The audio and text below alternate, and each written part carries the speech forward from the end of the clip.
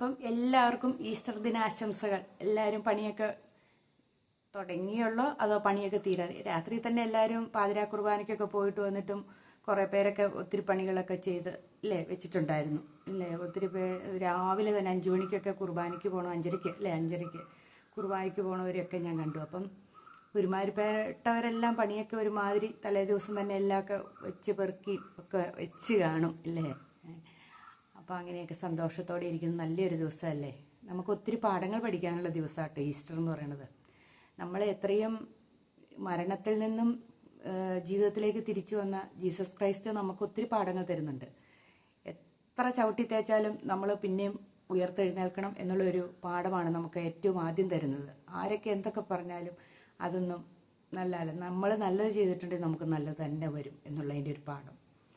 അപ്പോൾ ആരൊക്കെ ഒറ്റിക്കൊടുത്താലും ഒന്നും ഏൽക്കില്ല എന്നുള്ളതിൻ്റെ പാഠവും കൂടെ ഇതിനകത്തുണ്ട്. അപ്പോൾ അതൊക്കെ നമ്മൾ സ്വീകരിക്കണം, നമ്മൾ അതൊക്കെ മനസ്സിലാക്കി വെക്കണം നമ്മുടെ ജീവിതത്തിൽ. ഇത് ഇങ്ങനെയുള്ള ആചാരങ്ങളും അല്ലെങ്കിൽ ഇങ്ങനെയുള്ള ആഘോഷങ്ങളും ഒക്കെ നമുക്ക് ഒത്തിരി അറിവുകൾ തന്നെയുണ്ട്. നമ്മൾ പക്ഷെ അതൊന്നും അറിവുകളാക്കി മനസ്സിലാക്കി എടുക്കുന്നില്ല. നമ്മളതൊരു ആഘോഷമാക്കി എടുത്തിട്ട് നമ്മളതിൽ ആർമാദിച്ച് സമയങ്ങൾ കളയുന്നു. പക്ഷെ ഇതിനകത്തൊക്കെ നമുക്ക് ജീവിക്കാനുള്ള ഒത്തിരി പാഠങ്ങൾ തരുന്നുണ്ട്. ചിന്തിച്ചു നോക്കിയിട്ടുണ്ടെങ്കിൽ നമുക്ക് മനസ്സിലാക്കും എത്ര കഷ്ടപ്പാടിലും ദുരിതത്തിൽ കൂടിയാണ് ഓരോ കഥ ഇങ്ങനെയുള്ള നമ്മുടെ ഈ പുരാണങ്ങളിലെ ദൈവങ്ങൾ കടന്നു പോയിട്ടുള്ളത്. നമുക്ക് ഓരോരുത്തരും എടുത്താലും നമുക്ക് മനസ്സിലാക്കും. അതൊക്കെ നമ്മൾ മനസ്സിലാക്കി എടുത്താൽ മതി ഇല്ലേ? അപ്പോൾ അവരുടെ ആ കഷ്ടപ്പാടുകളൊന്നും നമ്മളെ വെച്ച് നോക്കുമ്പം പിന്നെ നമ്മളെന്താ ഒന്നും ചെയ്യുന്നില്ല. അവരൊക്കെ എന്തെല്ലാം കാര്യങ്ങൾ ചെയ്തു എന്ന് നമ്മൾ മനസ്സിലാക്കി നോക്കി.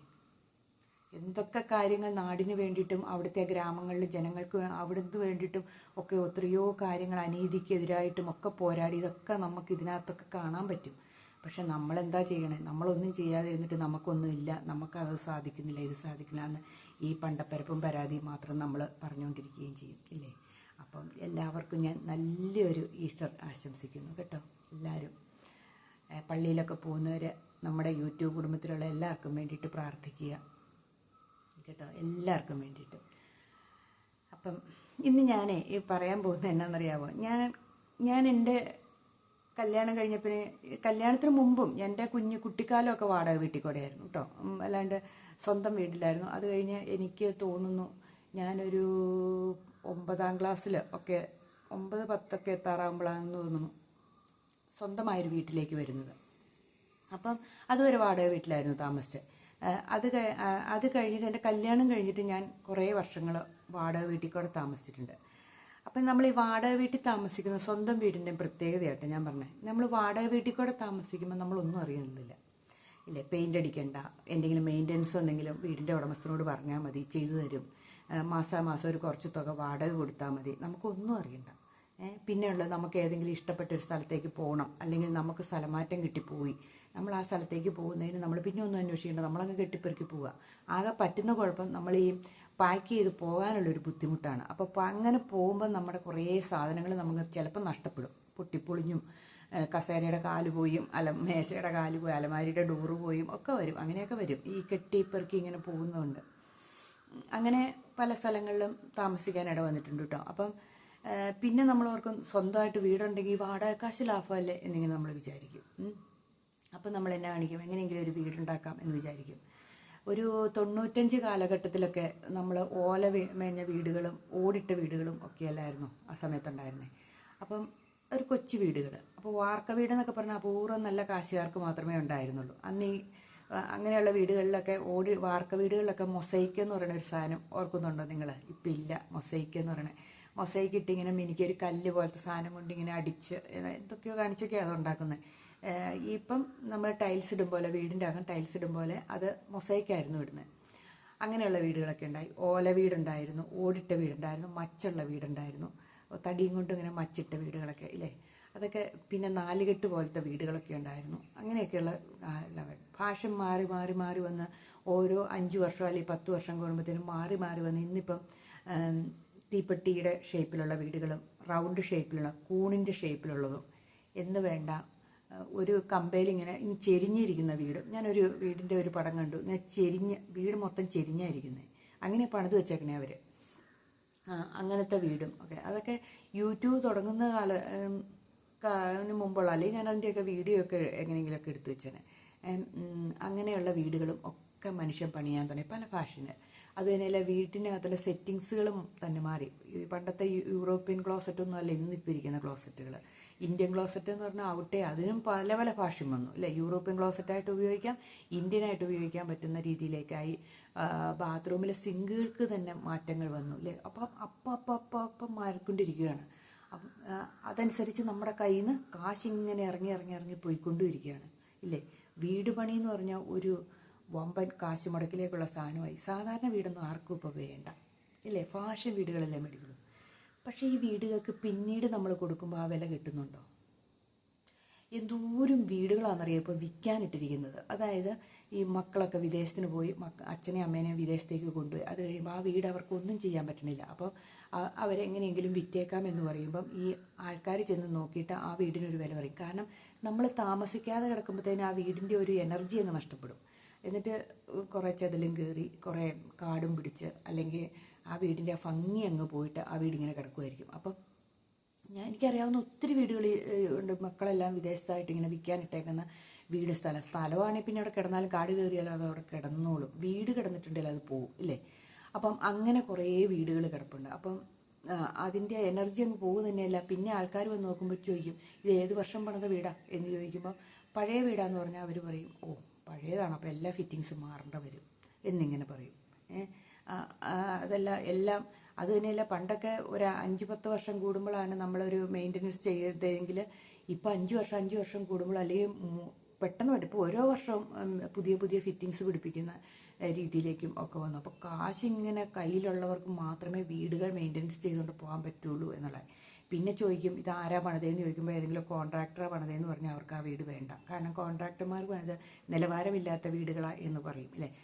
നമ്മൾ തന്നെ പണിയിച്ച വീടാന്ന് പറയുമ്പോഴത്തേനും ഇച്ചിരിയുടെ ഒരു ഡിമാൻഡുണ്ട്. എന്നാലും നമ്മൾ ഉദ്ദേശിക്കുന്ന ഉദ്ദേശം ഒരു 50 ലക്ഷം രൂപയുടെ വീടാന്ന് വെച്ചു, നമ്മുടെ ഒരു വീടും സ്ഥലവും എല്ലാം കൂടെ കൂടി. അവർ പറഞ്ഞു വരുമ്പം ഒരു 35 ലക്ഷം രൂപയ്ക്കൊക്കെ എടുക്കുകയുള്ളൂ. വീട് പണിതിട്ട് ഒരു 5 വർഷം കഴിഞ്ഞിട്ടുണ്ടെങ്കിൽ പിന്നെ ആ വീടിൻ്റെ അങ്ങ് വാല്യൂ കുറഞ്ഞു പോകും. അപ്പം ഞാൻ പറയാനുള്ള എന്നാന്ന് വെച്ചിട്ടുണ്ടെങ്കിൽ, ഞാൻ വാടക വീട്ടിൽ കൂടെ താമസിക്കണമെന്നില്ല. ഫ്ലാറ്റോ ഇപ്പോൾ ആർക്കും വേണ്ട. ഫ്ലാറ്റിൽ എപ്പോഴാണ് ഇടിച്ചു പൊളിച്ച് കളയണേന്നോ അല്ലെങ്കിൽ ഇതൊക്കെ നല്ല രീതിയിലാണോ ഉണ്ടാക്കിയേക്കണേന്നൊന്നും അറിയത്തില്ലാത്ത രീതിയിലേക്കും ഇങ്ങ് പോയിട്ടുണ്ട്. പിന്നെ പുഴയോരത്തൊക്കെ പണ്ട് വീടുകൾ ഭയങ്കര പ്രകൃതി ഭംഗിയായിരുന്നു. പുഴ കണ്ടുകൊണ്ടൊക്കെ ഇരിക്കാൻ വീട് വയ്ക്കാൻ. വെള്ളപ്പൊക്കം വന്നതോടുകൂടി പുഴയോരത്ത് വീട് വയ്ക്കണവരായിരിക്കും വെള്ളം കയറുമെന്ന് ചോദിച്ച സ്ഥലവും വീടൊക്കെ അന്വേഷിക്കുള്ളൂ. ഒരുമാതിരിപ്പെട്ടവരൊന്നും തീർത്തും പുഴയുടെ കര പോയി വീട് വയ്ക്കാനൊന്നും ഒരു മടി. അപ്പം അങ്ങനെയും ഉള്ള അവസ്ഥയിലേക്ക് വന്നു. അപ്പം എല്ലാവരും എന്നാൽ മലമ്പ്രദേശത്തേക്ക് പോകണ്ടോ, അതും ഇഷ്ടമല്ല. ഉള്ളിലേക്ക് പോയാൽ വീടിനും സ്ഥലത്തിനും വിലയുണ്ടോ, അതും ഇല്ല. ഏതെങ്കിലും മെയിൻ റോഡിൻ്റെ സ്ഥലം അത്യാവശ്യം ടൗണിലേക്ക് പോകാൻ സൗകര്യമുള്ളിടത്താണ് വിലയുള്ളൂ. അതാണെങ്കിലും ഉദ്ദേശിക്കുന്ന വില കിട്ടുകയും ഇല്ല. പെട്ടെന്ന് നമുക്കൊരാവശ്യം വന്നിട്ടുണ്ടെങ്കിൽ ഒന്നും ചെയ്യാൻ പറ്റാത്ത ഒരു സാധനമാണ് വീട് സ്ഥലവും ഇല്ലേ. നമുക്ക് ബാക്കി എന്ത് സാധനമാണെങ്കിലും പെട്ടെന്ന് കൊണ്ടു കൊടുത്തിട്ടുണ്ടെങ്കിൽ, സ്വർണ്ണമാണെങ്കിൽ തന്നെ നമ്മൾ കൊടുത്തിട്ടുണ്ടെങ്കിൽ കുറച്ച് വിലയൊക്കെ കുറയ്ക്കും. നമ്മൾ മേടിച്ച വിലയൊന്നും കിട്ടില്ല, എങ്കിലും അതൊരു നഷ്ടമാട്ടോ. കുറച്ചൊക്കെ വില നമുക്ക് അത്യാവശ്യത്തിന് എടുക്കാൻ പറ്റും. ഈ സ്ഥലവും വീടും എന്ന് പറഞ്ഞാൽ എന്ത് ചെയ്യാൻ പറ്റും? നമുക്ക് ലോൺ എടുക്കണമെങ്കിലും മാസങ്ങളെടുക്കും, പെട്ടെന്നൊരു കാര്യത്തിന് നടക്കില്ല. അപ്പം ഇങ്ങനെയുള്ള സംവിധാനങ്ങളെല്ലാം ഉള്ള സംഭവമാണ് വീട് എന്ന് പറയുന്നത്. അപ്പം ഇനിയിപ്പം നമ്മൾ കാണിക്കേണ്ട കുഞ്ഞു വീടിനകത്തലങ്ങ് സ്വർഗമാക്കിയിടാമെന്നൊരു പാട്ടുണ്ടല്ലേ, അമരം എന്ന് പറയുന്ന സിനിമയിലാണെന്ന് തോന്നുന്നു. നമ്മൾ ഉള്ള വീട്ടിൽ സന്തോഷത്തോടെ കഴിയുക, അതാണ് വേണ്ടത്. വലിയ വീടുകൾ ഉണ്ടാക്കിയിട്ടിട്ട് എത്രയോ 5ഉം 6ഉം 7ഉം ഒക്കെ മുറിയുണ്ട്, 2 നിലയൊക്കെ പണിതിട്ട് രണ്ടാമത്തെ നില ഒന്നും കാണാത്ത എത്രയോ പേരുണ്ടെന്നറിയാവോ. നമ്മളൊരു 50 വയസ്സിന് ശേഷമുള്ളവരാണെങ്കിൽ 2 നില വീടൊന്നും പണിയാതിരിക്കുക. കാരണം നമുക്ക് പോയി അടിച്ചു വാരിയിടാനൊന്നും സാധിച്ചു എന്ന് വരില്ല. നമ്മുടെ മക്കളൊന്നും വീട് നോക്കി അവിടെ ഇരിക്കില്ല. പിന്നെ നമ്മളുണ്ടാക്കിയിടുന്ന വീട് നമ്മുടെ മക്കളുടെ ഫാഷൻ പോരായിരിക്കാം. അവർക്ക് വേറെ പുതിയ വീടുകളും പുതിയ ഫാഷനും ഒക്കെ വേണ്ടി വരും. അപ്പോൾ പിന്നെ അങ്ങനെ ഉണ്ടാക്കിയിട്ടിട്ടും കാര്യങ്ങളൊന്നുമില്ല. അപ്പം ഞാൻ പറയാനുള്ളത് എന്നാന്ന് വെച്ചിട്ടുണ്ടെങ്കിൽ, നമ്മൾ നമ്മുടെ കൊക്കിലൊതുങ്ങുന്ന ഒരു കൊച്ചു വീടുണ്ടാക്കുക. വീട്ടിൽ താമസിക്കണം എന്ന ആഗ്രഹമുള്ളവർ കൊച്ചു വീടുണ്ടാക്കുക. ബാക്കി പൈസ നമ്മൾ ഏതെങ്കിലും ഇൻവെസ്റ്റ്മെൻറ്റിൽ ഏതെങ്കിലും സേവിങ് ആയിട്ട് വെക്കുക. അത് നമുക്ക് ഭാവിയിലേക്ക് ഉപകാരപ്പെടും. വീട് പണിതൊക്കെ ചുമ്മാ ആവശ്യമില്ലാത്ത കാര്യങ്ങൾക്ക് നമ്മൾ ഈ കോൺക്രീറ്റും ഉണ്ടാക്കിയിട്ട് എന്തിനാ നമ്മൾ പൈസ കളയണേ? കോൺക്രീറ്റിന് വേണ്ടിയിട്ട് എന്തോരം പേരാ പൈസ കളയുന്നത്. അപ്പം ആ പൈസയൊക്കെ സേവ് ചെയ്ത് വെച്ചാൽ നമുക്ക് സുഖമായിട്ട് ജീവിക്കാം, സന്തോഷത്തോടെ ജീവിക്കാൻ പറ്റില്ലേ? ഈ EMI അടച്ചുകൊണ്ട് നടക്കണവരെ എനിക്കറിയാം. എൻ്റെ ഒരു സുഹൃത്തുക്കളൊക്കെ കഷ്ടപ്പെടണം കിടന്ന് മാസാമാസം വലിയ വീടുണ്ടാക്കിയിട്ട് EMI അടയ്ക്കാൻ സാധിക്കാതെ ലോണുകളും ആയിട്ട് ഇങ്ങനെ നടക്കുന്നത്. എന്നിട്ട് അവർക്ക് അത് അടയ്ക്കാതെ കുടിശ്ശിക വരുമ്പോൾ അവർക്ക് വിൽക്കാനിട്ടേക്കുന്ന വീടുകളുമുണ്ട്. ആരും മേടിക്കുന്നുമില്ല, ചുമ്മാ ഇങ്ങനെ കിടക്കുവാണ് വീട്. ചിലർ പൊട്ടപ്പണി കാണിക്കും. ഒരു മെയിൻ്റനൻസ് നടത്താൻ പറ്റില്ലാത്തതുകൊണ്ട് എപ്പോഴും പെയിൻ്റ് അടിക്കേണ്ടതെന്ന് പറഞ്ഞ് ടൈൽസൊക്കെ ഭിത്തിയിൽ ഒട്ടിച്ചു വയ്ക്കും വീടിൻ്റെ. പിന്നീട് ഒരു പുതുമ ഉണ്ടാക്കാനേ സാധിക്കില്ല. അതായത് ഈ പൂവും കായും ഒക്കെയുള്ള ടൈൽസ്, അതായത് ബാത്റൂമിൽ ഇടണേ കൂട്ടുമൊക്കെ ടൈൽസുകളൊക്കെ ഭിത്തിയിൽ ഒട്ടിച്ചു വയ്ക്കും. കാരണം എന്താ വെച്ചാൽ പെയിൻ്റ് അടി ലാഭിക്കാൻ വേണ്ടിയില്ല. ഒരു 10,000-20,000 രൂപ എടുത്ത് ഒരു പെയിൻ്റ് അടിക്കണേക്കാളും കഷ്ടമല്ലേ ഒന്നും മാറ്റാൻ പോലും, അതിൻ്റെ ഒരു ഫാഷൻ മാറുന്നതനുസരിച്ചൊന്നും മാറ്റാൻ പോലും സാധിക്കാതെ ഇരിക്കണേ. അങ്ങനത്തെ വീടുകൾ കിടപ്പുണ്ട് ഇഷ്ടം പോലെ. അപ്പം നമ്മളെപ്പോഴും നോക്കേണ്ട ഒരു കാര്യം എന്നാന്ന് വെച്ചാൽ നമുക്ക് പറ്റുന്ന ഒരു വീടുകൾ നമ്മൾ പണിയുക, വാങ്ങുകയോ ഒക്കെ ചെയ്യുക. നമുക്ക് പറ്റുന്നത് ഒത്തിരി ആർഭാടം കാണിച്ചിട്ടുണ്ട് നമ്മുടെ കയ്യിലിരിക്കണ പൈസ ഉള്ളവർക്ക് കുഴപ്പമില്ല കേട്ടോ. ഇത് പൈസക്കാർക്ക് വേണ്ടി പറയണല്ല, ഇടത്തരക്കാരായ ആൾക്കാർക്ക് വേണ്ടിയിട്ടുള്ളതാണ്. നമ്മൾ ആ പൈസയും കൂടെ സേവ് ചെയ്തിട്ട് നമ്മൾ എന്തെങ്കിലും കാര്യം കൊച്ചു വീടുകൾ ഉണ്ടാക്കുക. എന്താണേലും നമ്മുടെ മക്കളൊന്നും നമ്മുടെ കൂടെ താമസിക്കില്ല, അവരെവിടെയെങ്കിലും മാറി മാറി താമസിക്കും. നമ്മുടെ നാട്ടിൽ തന്നെയാണെങ്കിലും അവർ വേറൊരു വീടെടുത്ത് ജോലി സ്ഥലത്തോ അവർക്ക് സൗകര്യം അനുസരിച്ച് പോവുകയുള്ളൂ. പിന്നെ ഭാര്യയും ഭർത്താവും ഉള്ള അച്ഛനും അമ്മയും മാത്രമേ കാണുള്ളൂ ആ വീട്ടിൽ. അപ്പോൾ പിന്നെ നമ്മൾ വലിയ വീടുകൾ ഉണ്ടാക്കി ഇട്ടിട്ട് ആ പൈസ കളയാതിരിക്കുന്നതല്ലേ നല്ലത്. ഞാനിപ്പോൾ ഇങ്ങനെ ഇരുന്ന് ഞാനിങ്ങനെ ഓരോ വാടക വീട്ടിൽ കൂടെ താമസിച്ച കാര്യങ്ങളും നമുക്ക് ഒത്തിരി ബന്ധങ്ങളുണ്ടാകും കേട്ടോ. ഇങ്ങനെ വാടക വീട്ടിൽ കൂടെയൊക്കെ താമസിച്ച് കഴിയുമ്പോൾ ആ നാട്ടുകാരുമായിട്ടും ഒക്കെയുള്ള നല്ല നല്ല നല്ല വാടക വീടുകളും ഒക്കെയുണ്ട്. ഒത്തിരി അടുത്ത് താമസിക്കാനിട വന്നിട്ടുണ്ട്. അപ്പം നമുക്ക് വേറെ സ്ഥലത്തേക്ക് സ്ഥലം മാറി പോകുമ്പോൾ നമ്മളങ്ങ് പോകുന്നു.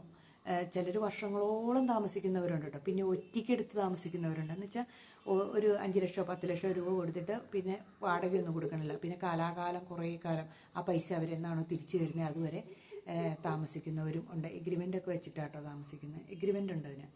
പൈസ എന്നാണോ തിരിച്ചു കൊടുക്കുന്നത് അപ്പോൾ ഇവർ ആ വീട് ഒഴിവായി കൊടുക്കുക. അങ്ങനെ കണ്ട ഒറ്റയുടെ സംവിധാനം അങ്ങനെയുള്ളവരും ഉണ്ട്. അതൊക്കെയാണ് ഒരു കണക്ക് പറഞ്ഞാൽ ഈ വീട് പണിത്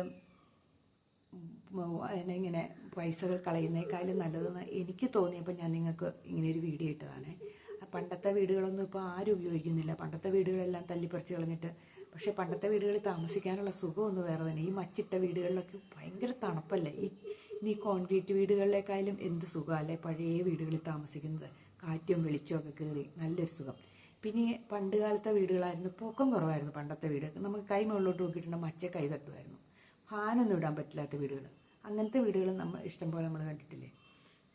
അതായത് ഇങ്ങനെ കുനിഞ്ഞിറങ്ങി പോകുന്ന വീടുകൾ ഇല്ലേ, അങ്ങനത്തെയൊക്കെ ഉണ്ടായിരുന്നു. എനിക്ക് തോന്നിയപ്പോൾ ഇപ്പോൾ പാലക്കാട് സൈഡിലേക്ക് അങ്ങനത്തെ ഒക്കെ വീടുകളുണ്ടെന്ന് തോന്നുന്നു. പഴയ കാലത്തെ വീടുകൾ നമ്മുടെ ഇങ്ങോട്ടൊക്കെ ഈ തെക്കൻ ഭാഗത്തേക്കൊക്കെ വലിയ മോഡേൺ വീടുകളായി വലിയ വീടുകളായി എന്തോരം വീടുകളാണെന്ന് പറയുമ്പോൾ വിൽക്കാനിട്ടേക്കണം. അതുകൊണ്ടാണ് ഞാനിപ്പോൾ ഇങ്ങനെ ഒരു വീഡിയോ ഇടാൻ. ഇഷ്ടം പോലെ വീടുകൾ മേടിക്കണ്ടോ എന്ന് ചോദിച്ചിട്ടുണ്ട്. എന്നിട്ട് അവർ പറയണത് എന്താണെന്ന് വെച്ചാൽ മുടക്ക് കാശ് 60 ലക്ഷം രൂപയായത് അല്ലെങ്കിൽ 1 കോടിയുടെ അടുത്തായതാ, ഒരു 70 കിട്ടിയാലും കൊടുക്കും എന്ന് പറയണം. നമുക്ക് എത്ര ലക്ഷം രൂപയുടെ നഷ്ടം വരുന്നതെന്നൊന്ന് ഓർത്ത് നോക്കി. അപ്പം അങ്ങനെയും വീടുകൾ കിടപ്പുണ്ടെന്ന് വിചാരിക്കണം. അപ്പം നമ്മളെപ്പോഴും പണിയുമ്പം നമുക്ക് ഭാര്യയും ഭർത്താവും ഒരു വീട് പണിയുകയാണെങ്കിൽ നമുക്കിഷ്ടപ്പെട്ട ഒരു വീട് പണിതു, അത് വലിയ ആർഭാടത്തിന് പോകാതിരിക്കുക, ബാക്കി പൈസ സേവ് ചെയ്ത് വയ്ക്കുക. നമ്മുടെ മക്കളാകുമ്പോൾ ആ വീടായിരിക്കില്ല അവർ ഉപയോഗിക്കുന്നതെന്നുള്ള ചിന്തയോടുകൂടി മാത്രമേ ഉപയോഗിക്കണം. അവർ വന്ന് വല്ലപ്പോഴും ഒന്ന് കിടന്നു പോയി, അത്രയേ ഉള്ളൂ. അല്ലാണ്ട് അവരവരുടെ ജോലി സ്ഥലവും അവരുടെ സാഹചര്യമായിട്ട് മാറിപ്പോകും. അതാണ് വേണ്ടത്. അല്ലാണ്ട് നമ്മുടെ കൂടെ മക്കൾ നമുക്ക് പറ്റില്ലാത്തപ്പോൾ നമ്മളെ വന്ന് നോക്കിയാൽ മതി. അല്ലാത്തപ്പോൾ സമയത്തൊക്കെ അവരവരുടെ കാര്യങ്ങൾ നോക്കി പിടിക്കുമ്പോൾ അവർക്കും ഒരു ഉത്തരവാദിത്വം ഉണ്ടാവും. അതും കൂടെ ഒരു ശരിയായ കാര്യമാണ് അല്ലേ. അപ്പം ഇത് ഇങ്ങനെ പറയണം എന്നെനിക്ക് തോന്നി. അപ്പം നിങ്ങൾ ആലോചിക്കുക ഏതാണ് നല്ലത് എന്ന് ആലോചിക്കുക. എപ്പോഴും നല്ലത് നമ്മുടെ പൈസ സേവ് ചെയ്ത് വെച്ചിട്ടൊരു കൊച്ചു വീടുണ്ടാക്കുക എന്നാണ്. ഇനി ആ പൈസ സേവ് ചെയ്യാൻ ഈ ഒറ്റയടിക്ക് 50 ലക്ഷം 60 ലക്ഷം രൂപ കൊടുക്കണ്ടല്ലോ. 6000 രൂപയോ 10000 രൂപയോ വാടകയ്ക്ക് താമസിക്കുമ്പോൾ കൊച്ചു തുകയല്ലേ ആവുള്ളൂ. അപ്പോൾ പറയും 10 മാസം ആകുമ്പോഴത്തേനും 1 ലക്ഷം രൂപയായില്ലേ എന്ന് ചോദിക്കും. അപ്പോഴത്തേനും നമുക്ക് പൈസ സമ്പാദിച്ച് നമുക്ക് ഏതെങ്കിലും ഇൻവെസ്റ്റ്മെൻറ്റിലൊക്കെ ഇട്ടോ അല്ലെങ്കിൽ ചിട്ടി കൂടിയോ ഒക്കെ നമുക്കൊരു വീടുണ്ടാക്കാനുള്ള പൈസ നമുക്ക് സമ്പാദിച്ച ശേഷം നമ്മൾ വീടുണ്ടാക്കുകയാണെങ്കിൽ നമുക്ക് സമാധാനത്തോടെ ആ വീട്ടിൽ കിടന്നുറങ്ങാൻ പറ്റില്ലേ. അല്ലെങ്കിൽ പുതിയൊരു വീട് പണിതിട്ട് സമാധാനമില്ലാതെ പിന്നെ കിടന്നുറങ്ങേണ്ട വരും. രാത്രിയിൽ നമ്മൾ എഴുന്നേറ്റ് നടക്കേണ്ട അവസ്ഥയൊക്കെ വരും. പല വീടുകളിലെയും രാത്രിയിൽ ലൈറ്റ് ഇട്ടേക്കണതിന് ഉറക്കമില്ലാത്ത അടുത്ത ദിവസത്തെ EMI അടക്കണതിനെ കുറിച്ചാണ്. അങ്ങനെയൊക്കെ നമ്മൾ ചിന്തിക്കേണ്ടതായിട്ട് വരും. അപ്പം നമുക്ക് കൊക്കിലൊതുങ്ങാവുന്ന ഒരു വീട് നമ്മൾ സ്വയം പൈസ ഉണ്ടാക്കി ശേഷം നമ്മൾ പണിയുന്നതായിരിക്കും ഏറ്റവും നല്ലതെന്ന് എനിക്ക് തോന്നി. എൻ്റെ ഒരു അഭിപ്രായം പറഞ്ഞു കേട്ടോ. അപ്പം നിങ്ങൾക്കും നിങ്ങളുടെ അഭിപ്രായങ്ങൾ പറയാം. അപ്പം ഇന്നത്തെ വീഡിയോ ഇത്രയേ ഉള്ളൂ. എല്ലാവർക്കും ഞാൻ നല്ലൊരു ദിവസം ആശംസിക്കുന്നു. അപ്പം ഈസ്റ്ററിന് പള്ളിയിലൊക്കെ പോകുമ്പം ഞങ്ങളെയും നമ്മുടെ യൂട്യൂബ് കുടുംബത്തിലെ അംഗങ്ങളെയും ഉൾപ്പെടുത്തുക. അപ്പം ബൈ ബൈ.